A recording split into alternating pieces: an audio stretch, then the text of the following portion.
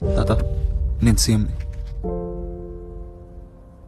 ఈ అమ్మాయి పోయింది దాని చెల్లెలు. ఇంట్లో ఉండడానికి బెంబేలెత్తిపోయింది. తీసుకొచ్చానయ్యా. మీ పెద్ద కూతురు విషయంలో ఒక పొరపాటు జరిగింది.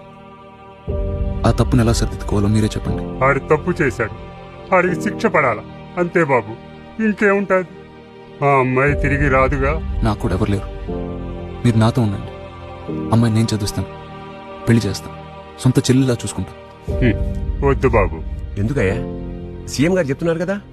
మాకు నమ్మకం లేదు దొరా, ఏం అనుకోకు. సీఎం కన్నా పెద్ద ఎవరు లేరయ్యా. అంత పెద్దోడే మాట తప్పాడయ్యా. మళ్ళీ మాట తప్పడం నమ్మకం ఏంటి సార్? మా ఊరి ఎమ్మెల్యే, ఆడు మినిస్టర్ కూడా అవుతాడట. ఆడికి ఎంత గడ్డి పెడితే అర్థమవుతుందయ్యా ఆడి ఊర్లో ఆడాలని, కూతుర్లుగా చూసుకోవాలని.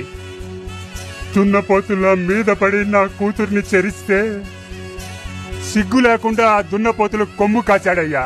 అది మీ జాతి. మీ మాట మీద నమ్మకం పోయింది సార్. పోనీ నా కారులో దింపండి.